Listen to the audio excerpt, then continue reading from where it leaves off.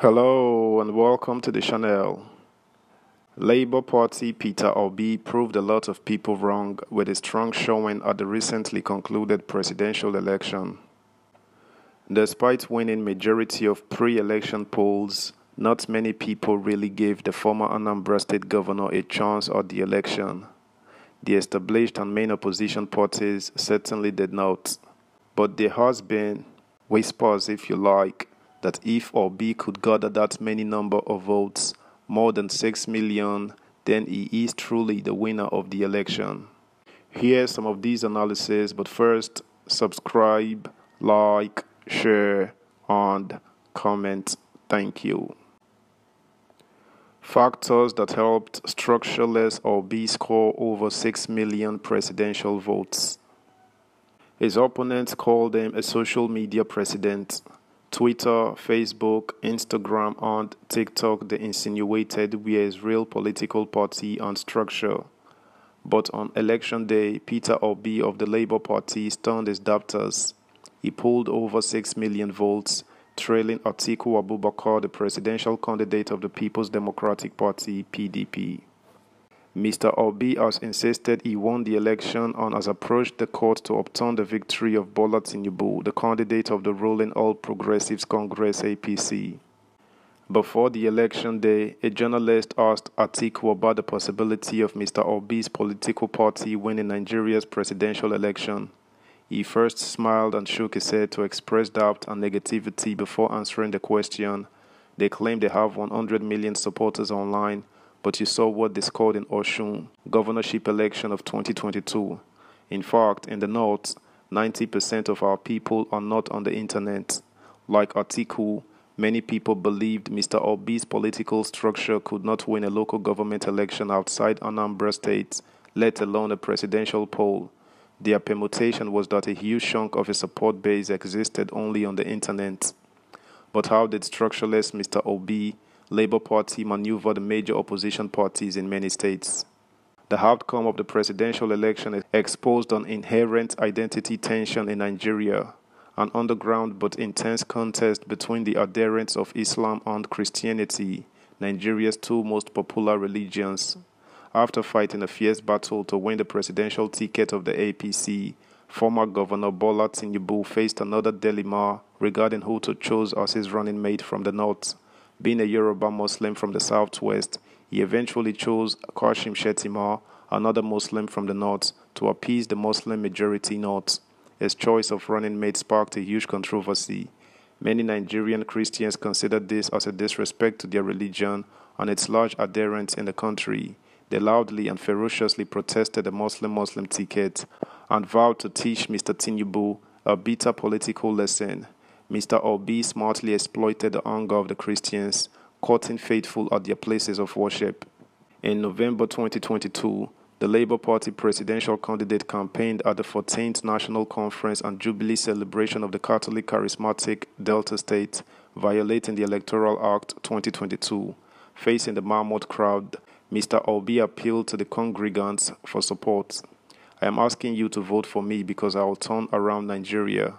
I want to build a Nigeria where the son of nobody will become somebody and a daughter of nobody will become somebody, he said. Before then, in July, he attended the Judgment Praise Night worship with Pastor Paul Enenche, and in August, he was at the Redemption Camp for the first time to celebrate the 70th Annual Convention of the Redeemed Christian Church of God, where he received a loud ovation.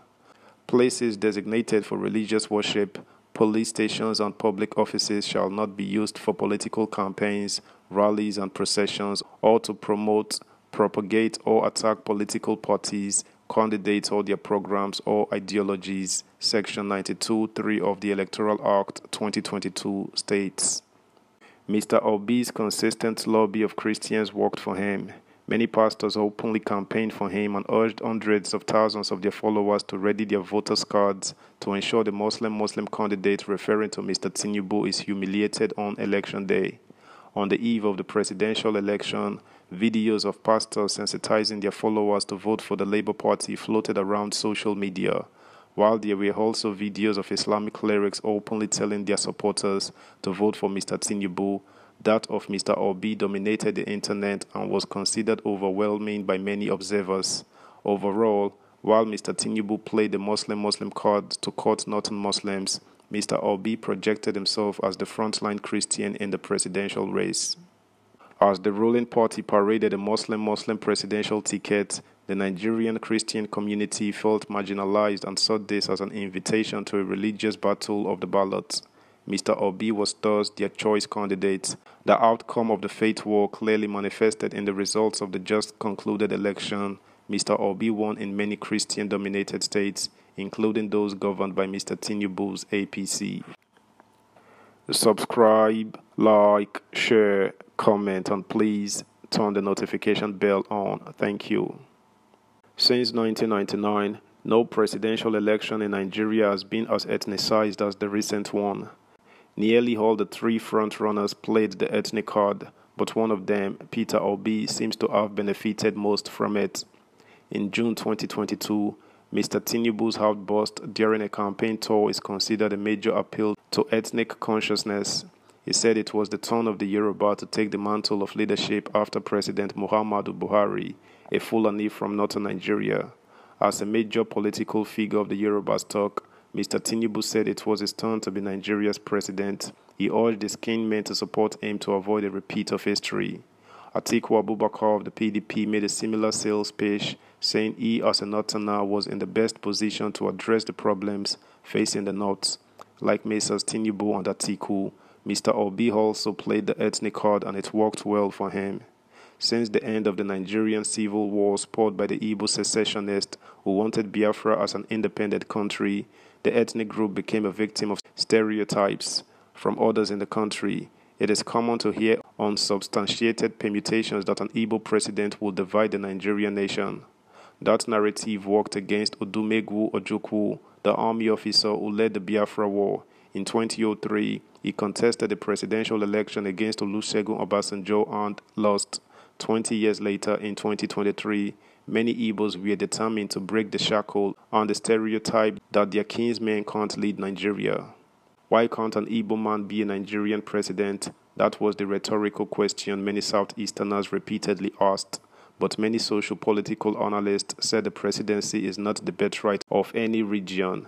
Any individual from any region who wants it must work for it.